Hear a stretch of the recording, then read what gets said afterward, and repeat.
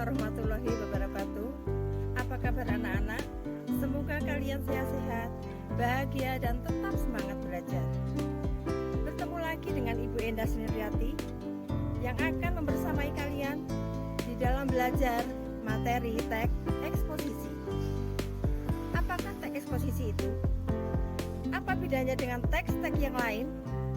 Bagaimana struktur dan kaidahnya? Agar kalian lebih paham dan lebih jelas lagi, mari simak penjelasan Bu Endah berikut ini. Anak-anak, apakah yang dimaksud dengan teks eksposisi? Ya, jadi teks eksposisi adalah teks yang berisi sebuah informasi tentang sesuatu yang ada dan benar-benar terjadi. Ya, jadi teks eksposisi tujuannya untuk menjelaskan informasi yang detail dan faktual untuk menambah wawasan dan ilmu pengetahuan.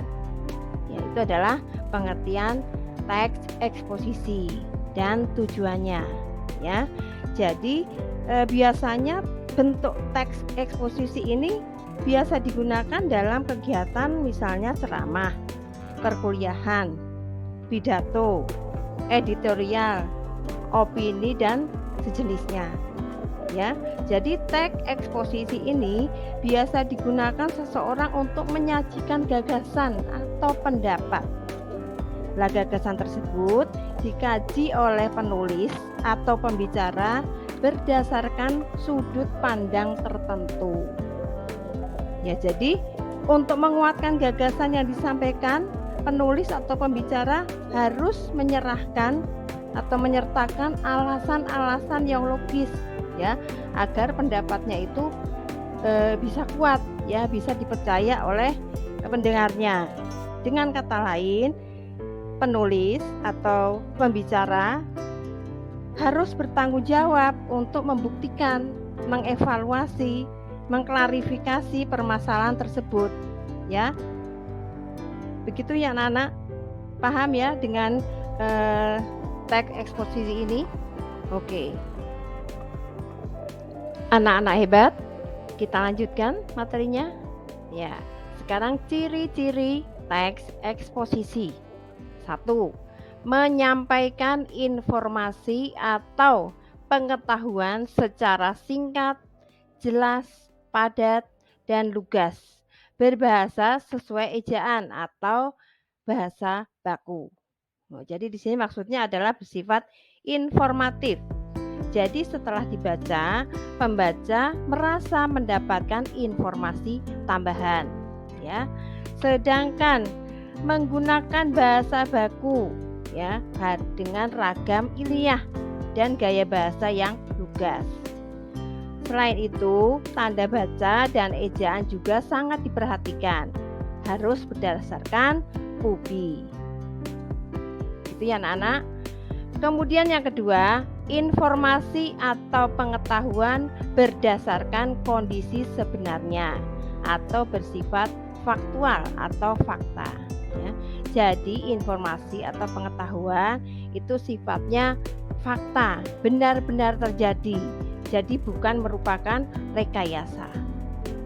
Kemudian yang ketiga, isi informasi atau pengetahuan mengandung unsur apa, di mana, siapa, kapan, mengapa, bagaimana, atau 5W 1H.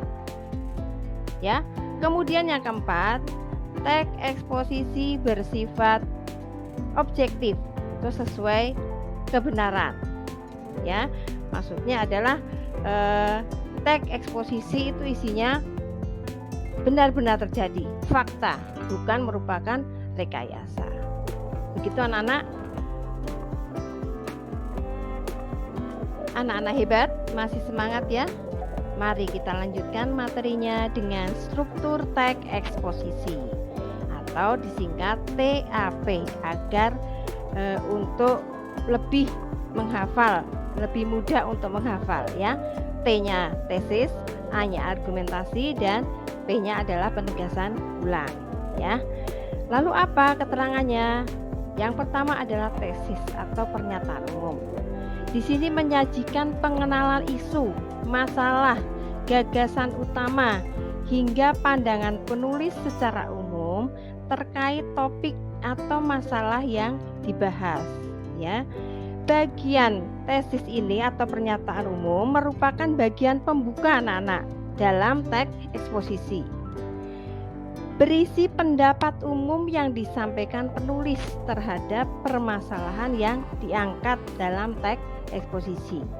Ya.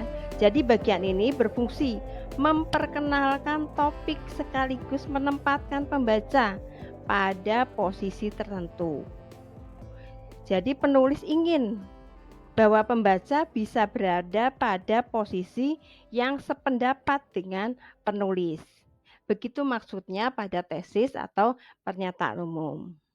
Kalian paham ya Nana? Oke, kita lanjutkan pada argumentasi. Argumentasi adalah rangkaian argumen dapat dipahami sebagai pendapat berupa alasan yang logis, informasi sesuai hasil temuan, fakta yang terjadi, hingga pernyataan para ahli. Ya, jadi argumentasi di sini untuk memperkuat tesis, ya, sehingga argumentasi atau alasan-alasan harus memberikan alasan yang logis, ya. Jadi argumen merupakan unsur penjelas untuk mendukung tesis yang disampaikan, ya. Begitu anak-anak, sudah jelas ya? Kita lanjutkan penegasan ulang, ya. Penegasan ulang terhadap pendapat awal sekaligus simpulan dan saran terhadap seluruh masalah yang dibahas. Jadi bagian ini bertujuan menegaskan pendapat awal serta menambah rekomendasi, saran, anjuran terhadap permasalahan yang diangkat. Demikian anak-anak struktur dari teks eksposisi. Kalian ingat-ingat, strukturnya adalah tesis atau pernyataan umum, argumentasi, kemudian penegasan ulang. Sudah paham anak-anak? Oke. Coba perhatikan anak-anak, di sini adalah contoh dari teks eksposisi.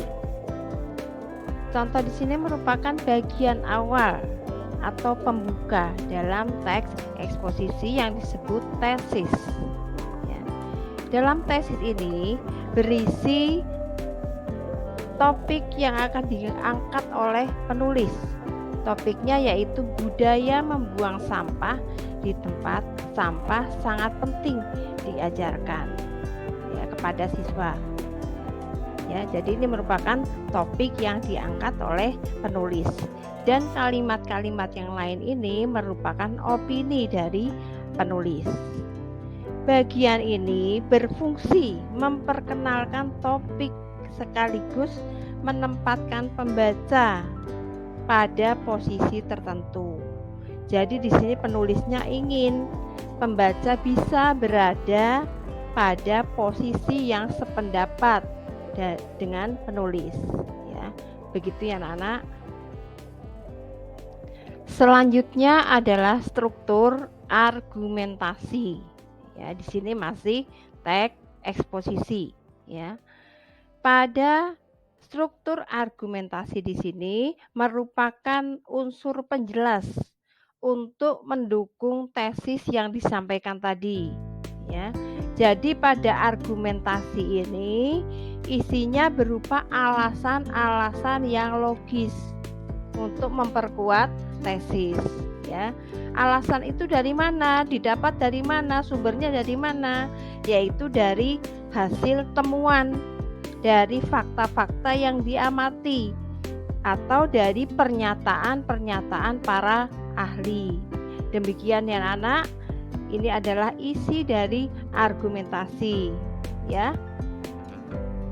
Struktur yang ketiga adalah penegasan ulang. Ini adalah contoh paragraf yang merupakan penegasan ulang. Bagian ini ada pada paragraf akhir, ya. Maka disebut merupakan penegasan, itu merupakan kesimpulan, ya. atau penutup ya, seperti teks di sini.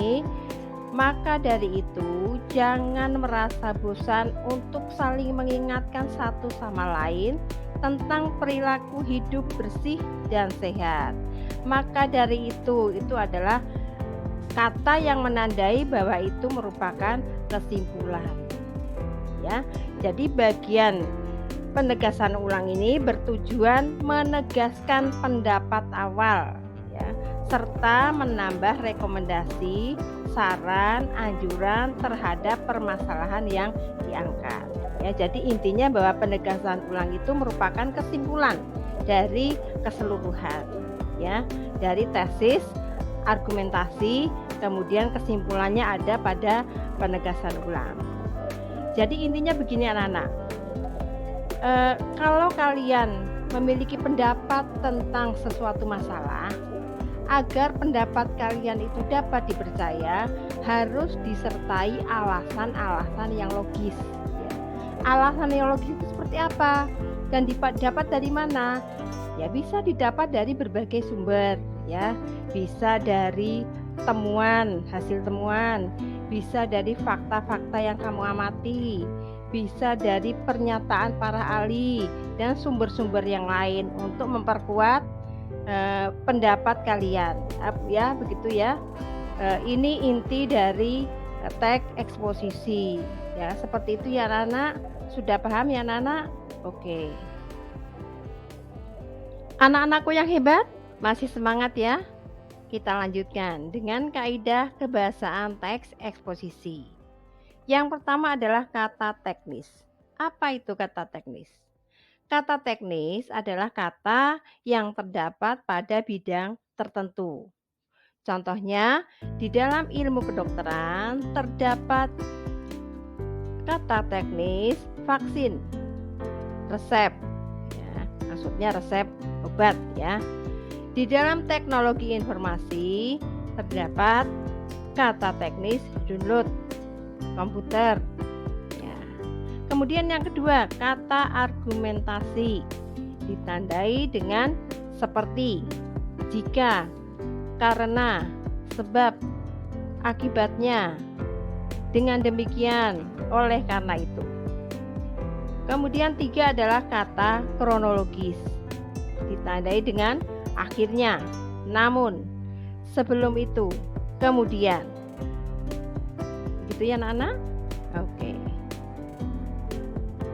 Kaidah kebahasaan yang keempat adalah kata rujukan. Kata rujukan itu adalah sumber ya anak-anak, ditandai dengan berdasarkan data titik-titik, merujuk pada pendapat titik-titik ya. Kemudian yang kelima, kata persuasif ya. Persuasif itu dorongan ya, atau mengajak ya. Jadi ditandai dengan kata sebaiknya, diharapkan, perlu, hendaklah. Kemudian yang keenam adalah konjungsi kausalitas atau sebab akibat, ditandai dengan kata jika, maka. Itulah tadi anak-anak kaidah kebahasaan di dalam teks eksposisi. Begitu ya anak-anak. Semoga kalian paham dengan penjelasan Bu Indah. Jika belum paham, silahkan kalian tanyakan dan kalian tulis pertanyaannya pada kolom komentar. Demikian ya, insya Allah akan Bu Indah jawab. Kita lanjutkan dengan pola pengembangan teks eksposisi. Yang pertama adalah pola umum menuju khusus atau deduktif. Dalam pola ini, ide pokok atau gagasan utamanya berada di awal paragraf dan diperinci oleh beberapa kalimat penjelas. Kemudian yang kedua adalah pola khusus menuju umum. Istilahnya adalah induktif. Pola ini diawali dengan beberapa kalimat-kalimat penjelas, kemudian diakhiri dengan kalimat umum atau ide pokok dijadikan kesimpulan. Jadi pola induktif sebagai kebalikan dari pola deduktif. Demikian ya anak-anak. Anak-anak, kita lihat ini adalah contoh paragraf deduktif. Meskipun bukan termasuk minuman kesehatan, kopi memiliki efek yang baik untuk gigi. Penelitian terbaru dari negeri Cappuccino, Italia, menguatkan fakta itu. Carlo Pruso dari Universitas Ancona menjelaskan senyawa yang terkandung di dalam kopi menghentikan bakteri yang menempel ke gigi sintesis. Senyawa tersebut juga efektif membasmi bakteri yang bisa langsung merusak gigi. Jadi keterangannya begini anak-anak. Pada teks tersebut, penulis menyampaikan gagasan utama yang bersifat lebih umum di awal paragraf, yaitu kopi memiliki efek baik untuk gigi. Lalu, gagasan utama tersebut diperinci dengan beberapa kalimat penjelas yang sifatnya lebih khusus. Nah, untuk menjelaskan efek baik kopi untuk gigi, penulis memasukkan beberapa hasil penelitian yang terdapat di kalimat ketiga dan kalimat keempat. Demikian ya anak-anak, ini adalah contoh dari paragraf deduktif. Sekarang contoh paragraf induktif. Gerakan pencipta alam dengan dasar sadar lingkungan sehat telah mulai menggejala di kalangan remaja. Tidak sedikit perkumpulan pecinta lingkungan yang anggotanya terdiri atas pelajar, baik itu pelajar SMP, SMA, maupun para remaja dari lingkungan pesantren.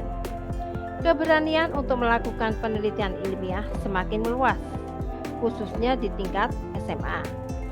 Fenomena semacam ini merupakan bukti bahwa remaja saat ini tidak selalu bernilai negatif. Ya, keterangan dari paragraf induktif ini begini anak-anak. Jadi bisa kamu baca ya pada teks di atas. Di awal paragraf, penulis menjelaskan kalau gerakan pencinta alam mulai banyak diminati di kalangan remaja. Selain itu, para remaja ini juga mulai berani untuk melakukan penelitian secara ilmiah.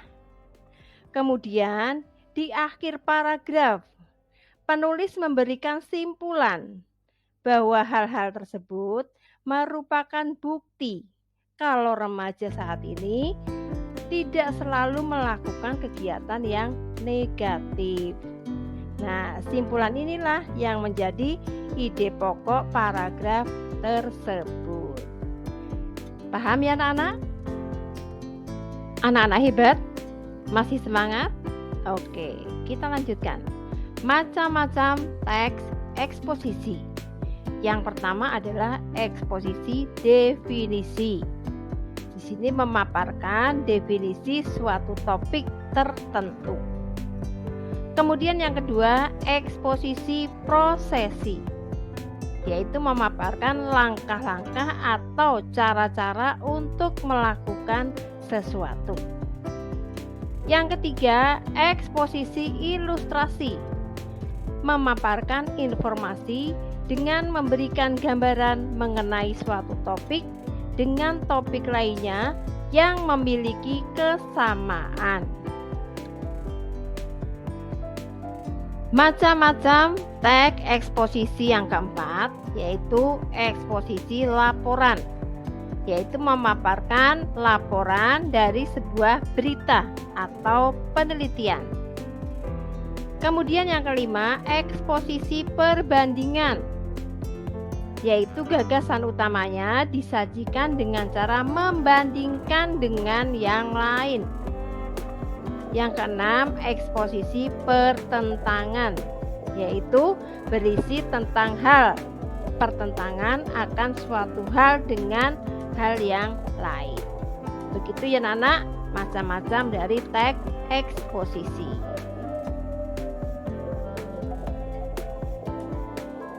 Ayo belajar, raihlah prestasi. Demikian anak-anak penjelasan dari Bu Endah mengenai materi teks eksposisi. Jika di antara kalian ada yang belum jelas dengan materi teks eksposisi, silakan kalian bertanya. Tulis pertanyaan kalian pada kolom komentar. Insya Allah akan Ibu Endah jawab. Demikian anak, semoga kalian tetap semangat belajar dan salam sukses.